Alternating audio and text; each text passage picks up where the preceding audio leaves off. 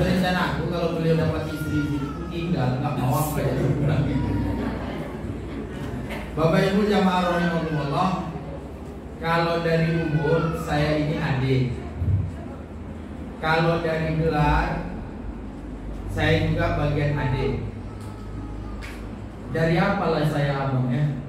Saya abangnya bagian manis. Karena memang saya Bapak Ibu kecil itu dulu lahir putih.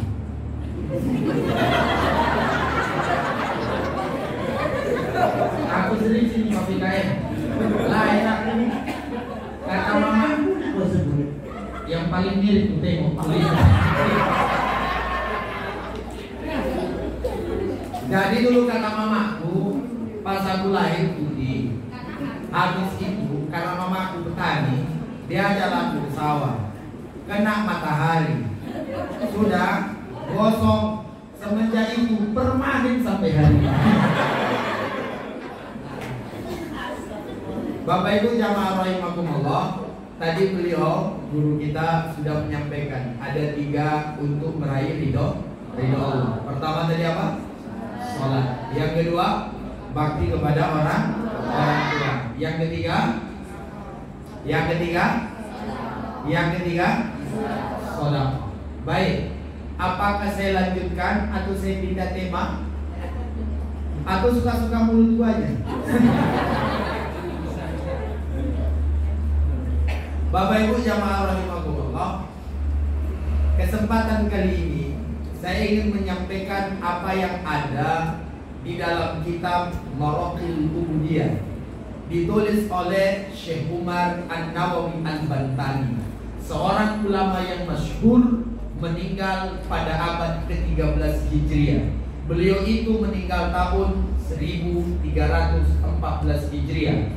Kalau penulis kitab I'anatul Talibin meninggal tahun 1310 Hijriah, yang dikenal dengan Syekh Abu Bakar Asy-Syattah, menulis kitab I'anatul Talibin, jilid pertama tebalnya 272 halaman. Maka Syekh Umar An-Nawawi Al-Bantani juga adalah seorang ulama asal Indonesia dari negeri Banten, lalu kemudian berangkat ke Makkah Al-Mukarramah, menjadi ulama besar. Karangannya banyak. Ada Nihayatul Zaid, tebal kitabnya 407 halaman. Beliau juga menulis kitab Nasoihul Ibad, tebalnya 80 halaman. Beliau menulis kitab Maraqil Ubudiyah, tebalnya 117 halaman. Beliau juga menulis kitab Safinatun Najah dan banyak karya-karya beliau lainnya. Cuma kesempatan kali ini Bapak Ibu supaya sinkron dengan apa yang disampaikan tetangga saya, ya.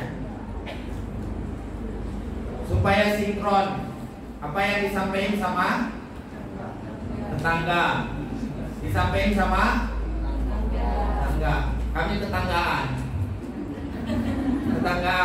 cuma istri kami beda, gitu ya Bang. Bapak Ibu jamaah rahimahumullah, kata di dalam kitab Maraqil Ubudiyah, ada hal-hal dalam hidup ini, dosa yang amat sangat luar biasa, yang sampai hari ini dosa itu sulit dihindari manusia. Khususnya walaupun kita dah rajin ke masjid, walaupun Pak Haji, nanti cocokin aja, penyakit ini akan tetap ada. Walaupun dia Pak Haji, walaupun dia gubernur, walaupun dia orang kaya, orang miskin, ustaz, siapapun dia, yang 3 inilah yang paling sulit kita hilangkan dari hati kita. Apa itu? Kata para ulama di dalam kitab itu, yang pertama adalah al-kibr. Apa itu? Sombong. Ada nggak Pak Haji yang sombong? Jawablah, ada nggak Pak Haji yang sombong? Ustaz yang sombong? Biasa aja lah nengoknya, ya kan? Kalau aku yang pulang ada yang mensombongkan, kan? Yang jadi masalah kita ada orang yang sombong, tapi sombong. Abang diam aja lah, aku lagi ceramah. Yang kedua, sudah al-irsu, serakah. Banyak gak sekarang menantu-menantu yang serakah? Kalau mau, iya kan? Serakah. Udah jelas ada patoknya di sawit itu. Diambil dia juga sawit orang. kawan tuh, ya kan? Mau awak banting, bukan pula satu apa, ya kan? Lebih bagus dia serahkan nih Bapak Ibu. Banyak nggak orang-orang yang korupsi? Padahal mereka punya mobil Alphard, mereka punya mobil Fortuner, mobil mereka beredar, rumah mereka bertingkat di pagar kawat. Tapi begitu pun tetap juga korupsi. Apa namanya itu? Serakah. Kalau aku malaikat jumpa sama orang yang kayak gini, ku cekik dia. Serakah. Yang ketiga Bapak Ibu, apa itu? Al-hasad. Ini merata ini. Sifat apa itu? Sifat dongki. Sifat dongki ini merata. Kadang-kadang tetangganya beli kulkas, dia kedinginan. Tetangganya beli kompor gas, dia kepanasan. Tetangganya beli truk, dia pun setruk. Tetangganya naik haji, dia naik tensi. Tetangganya nikah lagi, dia pun mati. Gak bisa nerima kenyataan. Maka Bapak Ibu yang tiga ini insya Allah kita sampaikan. Pertama tadi apa? Sombong. Yang kedua serakah. Yang ketiga dongki. Maka ini yang paling parah. Dongki bilang sembarangan. Kata Nabi apa? Al-hasadu yakul hasanati kama takul narul khatu. Kalau suara tinggi lagi suara aku ya. Saya jangan tinggi pula jangan suara awak nanya.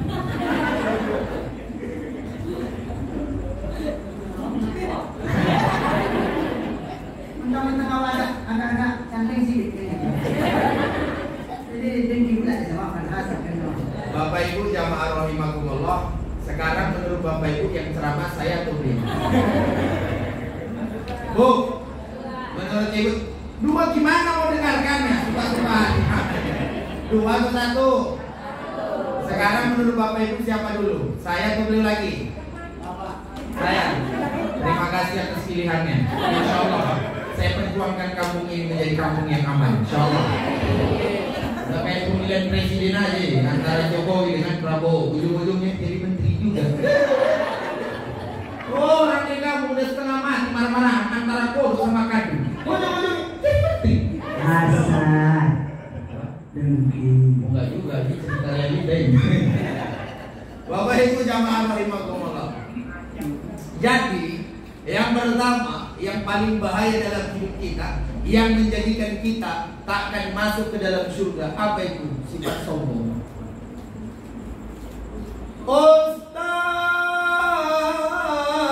Pak itu sudah 2 kali haji, 5 kali berangkat umroh. Kira-kira hilang gak sombongnya? Kalau gara-gara orang berangkat haji dan umroh, ada sahabat Nabi namanya Abdullah bin Umar. Tahukah Bapak Ibu berapa kali haji dan umrohnya sahabat Nabi namanya Abdullah bin Umar? Disebutkan anaknya Umar bin Khattab berangkat umroh sebanyak 1000 kali.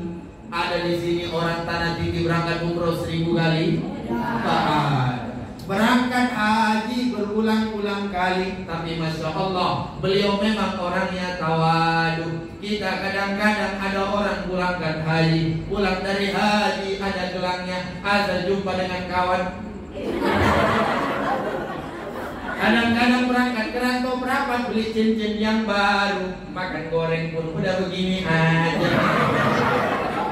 Bahkan yang lebih parah Bapak Ibu, kadang-kadang ada orang balik dari rantau perapat, dibelinya jilbab yang baru, jilbabnya agak sedikit dalam, dibawanya lah sholat ke masjid, nyampe di masjid karena pingin banggain, pingin sombongnya, lalu kemudian jilbabnya pun dikipas-kipas. Ya Allah, sombong lagi. Ya, apa yang lebih parah?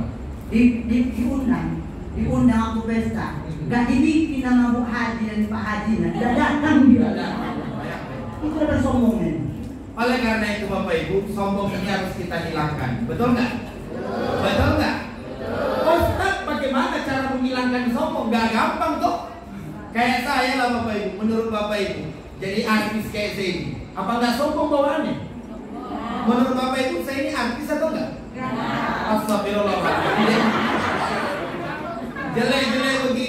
bukan sombong ya. Saya ini adalah dai muda inspiratif tahun 2019. Dikumpulkan dai-dai muda se-Indonesia. Alhamdulillah saya terpilih jadi dai muda yang inspiratif. Tahu kenapa? Sombong. Oh, dulu. Karena aku yang ngomong ngasih tahu. Tahu kenapa Bapak Ibu? Karena memang ketika saya dulu berangkat ke Jakarta, niat saya bukan ingin juara, niat saya bukan ingin terkenal, niat saya hanya ingin mengumrohkan orang tua. Alhamdulillah dengan izin Allah, kemarin 2019 sudah berangkat bersama. Sombongnya. Bisa mengumrohkan orang tuanya. Bapak Ibu, jamaah rahimakumullah, anggap saja yang di samping saya ini diri.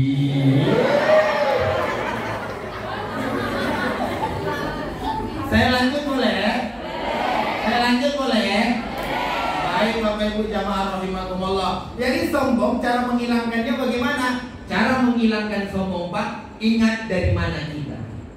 Kenapa Ustaz nggak mau sombong? Walaupun udah di Jakarta, udah terkenal, sering masuk TV, kenapa nggak sombong? Alasannya sederhana. Saya ini anak orang kampung, emak saya petani, bapak saya petani, orang tua saya tidak alumni dari pesantren, tapi saya dimasukkan ke dalam pesantren.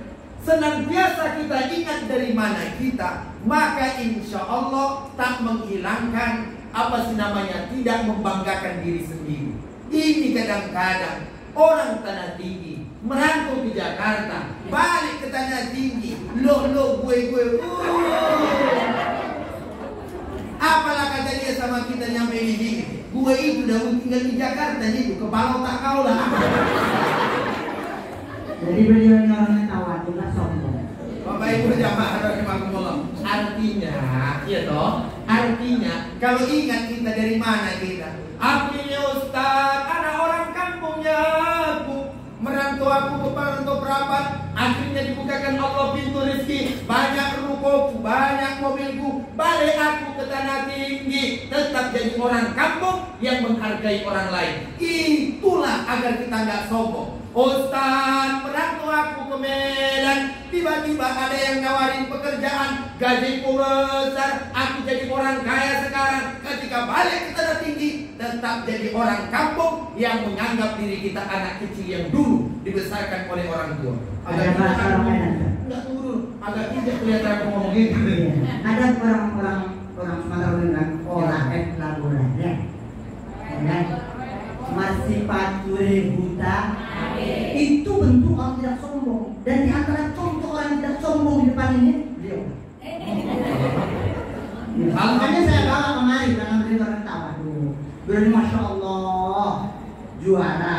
Baca kitab kuning masya Allah. Tadi imam sholat isya, ya Allah indahnya masya Allah. Oh gitu Bu. Lahir tadi putih sekarang kehabisan. Tawadhu masya Allah. Bapak Ibu, sebenarnya tadi saya nggak mau imam. Saya sebenarnya nggak mau imam. Kenapa? Saya sadar diri suara saya pas-pasan.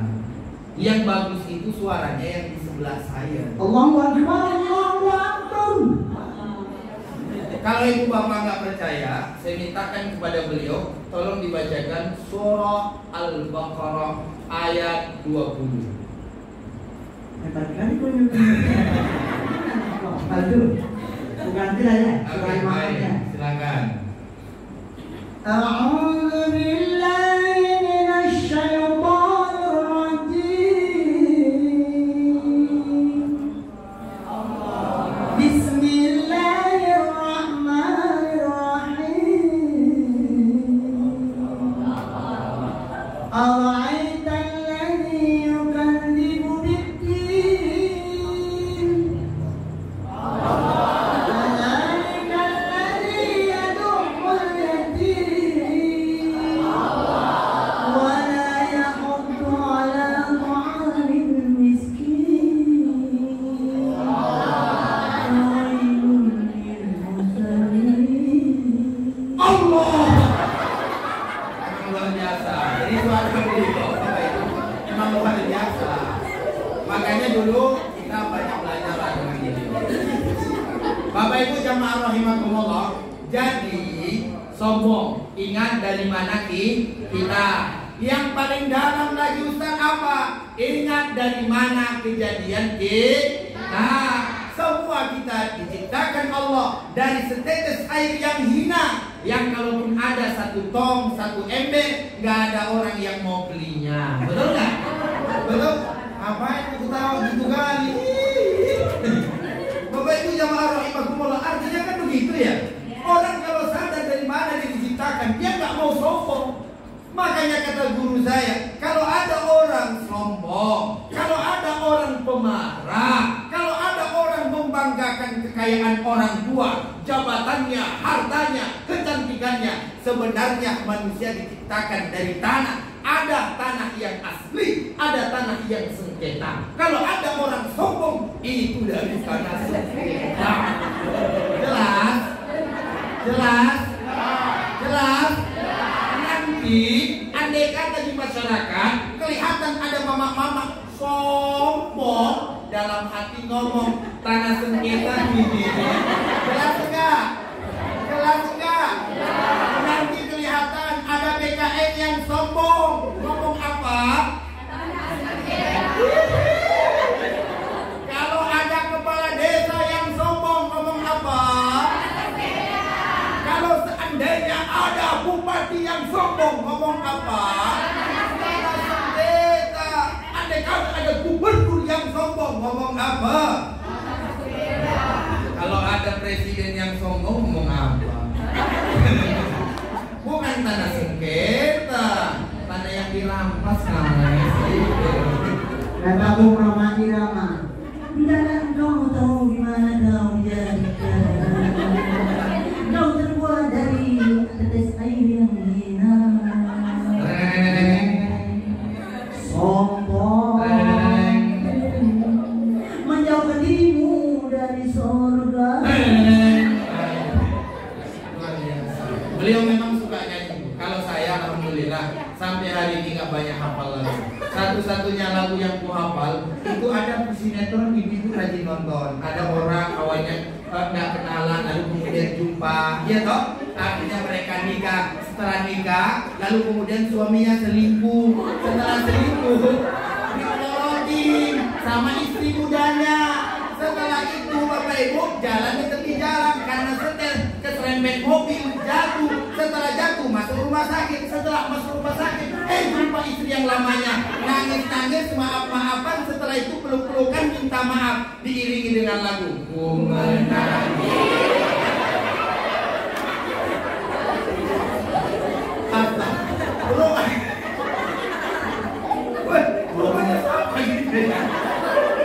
Ngomongnya jangan ngegas-ngegas gitu.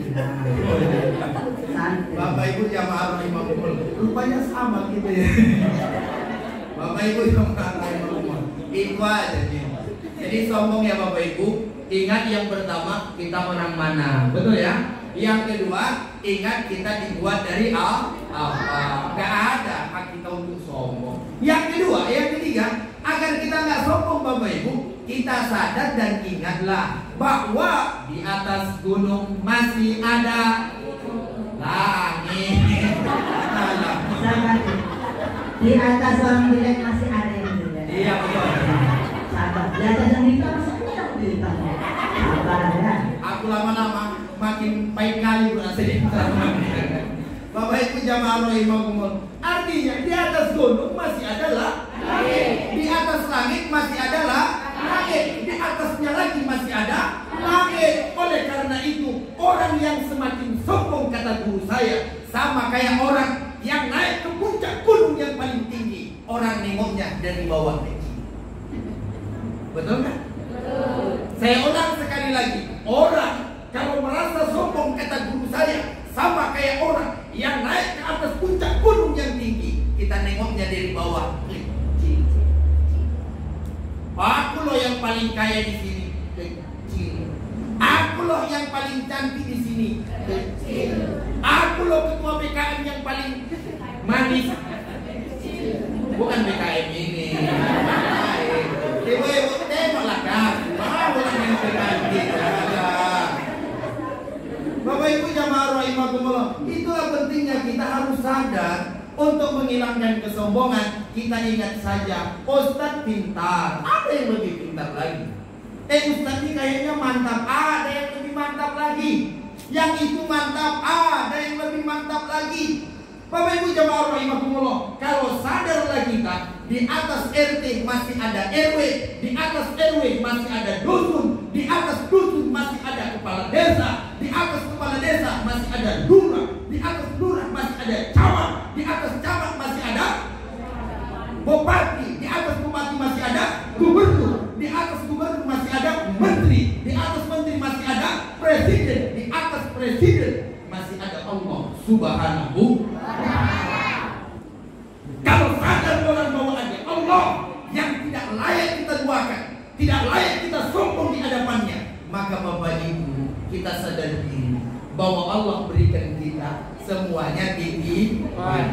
Anak adalah titipan, istri adalah titipan, suami titipan, harta titipan, kebun titipan. Jadi kalau sadar semua ini adalah titipan, nggak sombong. Makanya ibu-ibu nggak usah sombong punya suami, yang punya suami nggak usah sombong punya istri. Ya ingat aja Pak. Makanya kalau ibu-ibu pergi ngomong aja dalam hati, titipanku pergi. Ketika datang ngomong, titipanku datang. Bapak Ibu jamaah rahimakumullah. Yang kedua, singkat padat saja. Yang kedua Bapak Ibu apa tadi? Serakah. Ya, serakah. Boleh nggak kita serakah? Boleh. Serakah dalam hal apa? Serakah dalam hal kebaikan. Ya Pak ya. Serakah dalam kebaikan. Ada kawan berangkat ke masjid, duluan kita. Ada kawan baca Quran, harus duluan kita. Itu namanya serakah di dalam kebaikan. Kalau seandainya ada anak-anak mudi yang baik, aktif remaja, ikut gabung dengan anak-anak muda, loh kenapa kita nggak bisa? Itu namanya serakah dalam kebaikan. Jangan serakah jabatan, serakah harta, serakah kekayaan, serakah ini dan itu. Serakahlah di dalam kebaikan, nggak ada masalahnya. Boleh puasa Senin Kamis serakah kita. Ada orang yang mau impak kita duluan, ada orang yang mau begini. Itu namanya serakah di dalam kebaikan. Jangan dibalik. Dia ada tetangganya impak 5.000. Lalu dia 100.000. 100.000.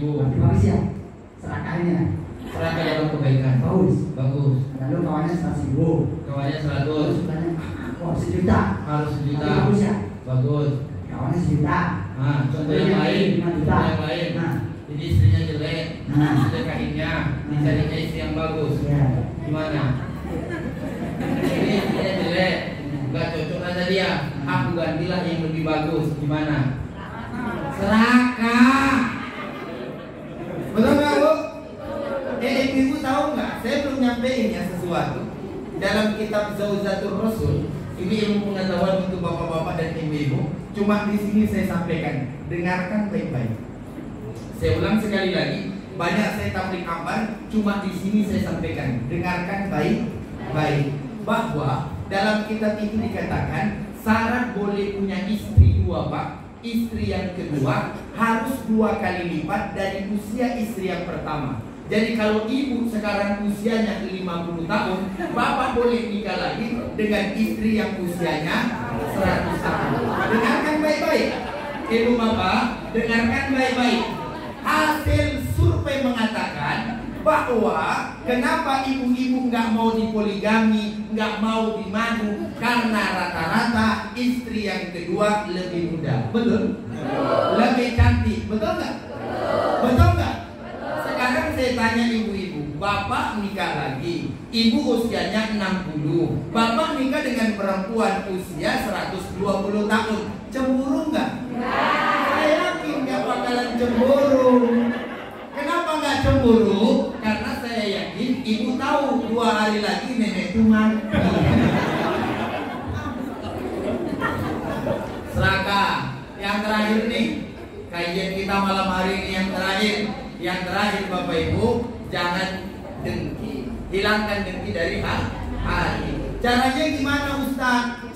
cuma dengan satu. Apa itu? Sadar kita bahwa yang ngasih nikmat itu kepadanya adalah Allah. Kalau anaknya pintar, Ustaz, anak aku kok nggak bisa? Itu adalah pemberian Allah. Andai kata kita dengki kepadanya, sama dengan kita tidak ridho terhadap pembahagian Allah. Orang ini Bapak Ibu dikasih rezeki beda-beda, betul nggak? Ada yang hitam manis kayak saya, ada yang kurus kering kayak tetangga saya. Betul nggak? Beda-beda, nikmatnya beda. Nikmatnya beda. Kalau yang kurus ada gang yang sempit bisa masuk. Betul? Kalau yang hitam manis, kalau panas nggak takut kepanasan. Kalau yang kecil, mana tahu ada bebek nyampur nyurut di bawah rumah, lalu kemudian dia yang masuk ke dalam. Sebab kenapa? Kecil. Kalau ada orang yang tinggi nggak usah cemburu. Sebab kenapa? Sebab kalau ada yang nyangkut layang-layang, dia yang naik ke batang sawit. Kalau ada yang gemuk, nggak usah dengki sama yang kurus. Sebab kenapa? Yang gemuk luar biasa. Kalau jaga gawang, insya Allah bolanya nggak bakalan gol-gol. Ya kan? Semua orang Allah berikan kelebihan, dan semua orang Allah berikan kelemahan. Ada yang jago ceramah, tapi nggak jago ngaji. Ada yang jago ngaji, nggak jago ceramah. Jarang yang diberikan dua-duanya. Jago ngaji, jago pula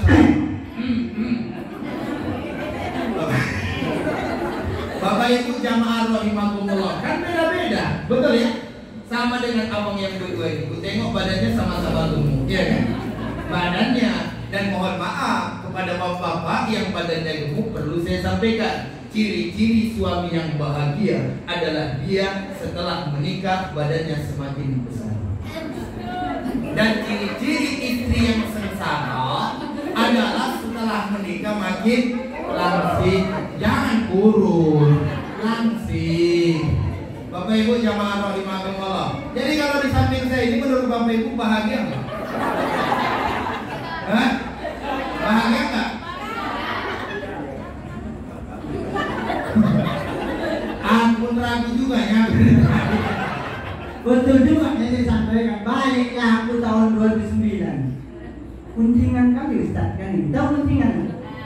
Kucing kuus. Nah, Ustaz makan ya Ustaz di Jakarta sana. Entah apa yang dimakan. Tidak percaya. Padahal begitu pas lebaran kita bagi duit. Kayak Ustaz. Ustaz ada nih Ustaz. Tidak yakin dia kalau sukses kan? Sombong. Bapak Ibu jamaah rahimakumullah, karena malam sudah semakin larut, kami berdua ini abang adik, ya. Sekedar informasi, beda ayah dan beda ibu. Sudah, beliau 10 bersaudara, saya pun 10 bersaudara. Beliau orang Al-Jamu, Jamu ya? Apa sih? Ajamu ya. Kalau saya Bapak Ibu bukan orang Ajamu, saya orang ajaib ya. Lahir putih sekarang kayak gini aja. Maksudnya cakapnya. Bapak Ibu jamaah rahimakumullah, jadi kami berdua nih hadir di malam hari ini karena memang wasilah atau dibawa oleh Aqua Foundation. Jadi kemarin mereka datang jumpai kita, oh Ustaz, bisa nggak kita safari dakwah ke mana? Saya bilang ke Rantau Prapat. Kebetulan Bapak Ibu saya di Rantau Prapat ini sering tabligh akbar, cuma belum pernah masuk ke planet seperti ini. Luar biasa. Bahkan tadi malam, ya kemarin malam, Masya Allah, kami masuk ke planet yang sebelum pernah saya pikirin. Di mana itu Ustaz? Lewat dari